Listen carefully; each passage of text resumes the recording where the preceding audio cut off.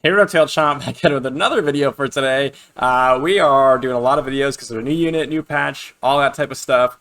And so I just want to go over the new unit Boolin skills before you all go ahead and summon her. Just give you my initial impressions on the character. And just be aware, do not summon before you actually see an extra tab up here that says, like rate up or something like that. That way you're getting the maximum rate up for, or at least the maximum chance to get your new character if you want her. So we're going to jump into the index here, check out the new character. I believe she's in Free Cities. Okay, perfect. Right there, Wood Legendary Boolin. And definitely has an Annie slash Tibbers type theme. In my opinion, definitely like Hex Tech Annie for any of you that play League of Legends. But definitely very, very cool. Not my style of character. A little too, I guess, just not interesting to me, but hey, it's a unique character. So let's go over the base stats first and then go over everything else. So first off, we have an S attack at 1516. I think this might be the highest base attack in the game, or next to someone. I believe Abaddon. Let's just check real quick. I think Abaddon's the only other one with a higher base attack. Okay, Abaddon's at 1496. Maybe she does have the highest base attack. I'm not sure, but that is an insanely high number. Very, very good start there. We have an A base HP at 5906, which is really, really solid. A B defense at 504. Okay, that's nice. A B speed at 117. Okay, that is a very high base speed as well. That is going to be 102 without the Ascension. Just keep that in mind, as well as all the other stats going down if you don't have the Ascensions. But really, really good base stats here on Boolin. All right, so I'm going to swap myself to the right side of the screen because there's a lot of abilities to go through. So we're going to start with the ultimate because I just peeked at the abilities and it looks like there's a lot of text. So I think we need to understand the ultimate before we go ahead and understand the trait and things like that.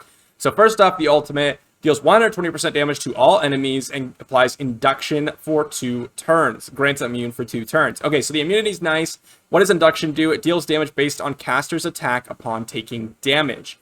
Interesting. So upon taking damage, so this sounds like if you go ahead and make her go first, you can go ahead and get your other damage dealers in there, and they're just going to be proccing Induction over and over again.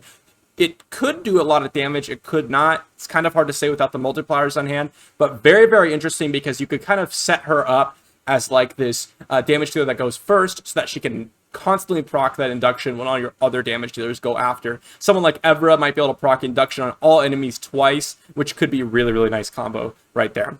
Then we have the passive because we don't have a second skill here. When a teammate attacks, gives self 1 rage. Once rage reaches 5, immediately casts a special ability, Joint Attack, deals decreasing projectile damage at initial 100% to the highest attacking enemy and applies Induction to the main target. Okay, so when a teammate attacks, we're going to get rage. Once we have 5 rage, we're going to do a Joint Attack, and then it's going to do 100% damage, and then it's going to decrease as the battle goes on, it looks like. So 100% damage to the highest attacking enemy, and then applies Induction to the main target. So again, Induction seems to be a major theme in this kind of kit. Induction is going to do a bunch of damage, hopefully. If it doesn't, this kit could be really, or this character specifically could be very, very bad. Now, it does say caster's attack, and as we mentioned earlier, the base attack on this character is very, very high. So this could be very, very good. Again, we're probably going to be looking for characters that attack a lot, perhaps on an AoE to proc all those inductions. So again, I'm looking at Evra, they're the same affinity. She can attack twice on an AoE. So very, very solid combo there. Then we have the basic, and then we have removes positive effect and deals 100% damage. So this is nice. Additional removing positive effects is quite nice because it's not super common in the game. Very, very good basic. And then we have the trait here. And this is where I was like, okay, hold on. We got to read the other abilities first. So here we go. At the end of the turn, it gives self 30% of Lightning Shield's attack. At the beginning of the round, converts remaining shield to Lightning Recharge. So what does Lightning Shield do? It converts some damage from a target into an attack bonus for this character at the start of their turn. So it looks like when we damage a target, we're going to get an attack bonus at the start of their turn. So we hit someone, we're going to get 30% of Lightning Shield's attack. Whatever Lightning Shield's bonus, or actually our conversion rate is, we don't know.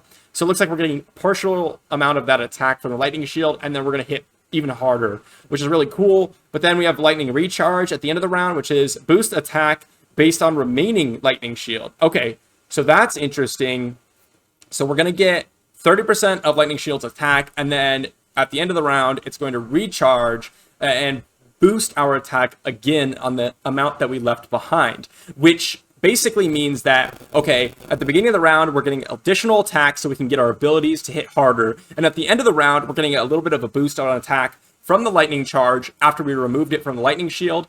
And our induction is actually going to do more damage because we're going to get that extra attack on the end of the round. Very, very unique and interesting kit. I'm really liking this kit. I just don't know how good induction is. Based on how good induction is really going to determine whether or not this character is usable or even playable.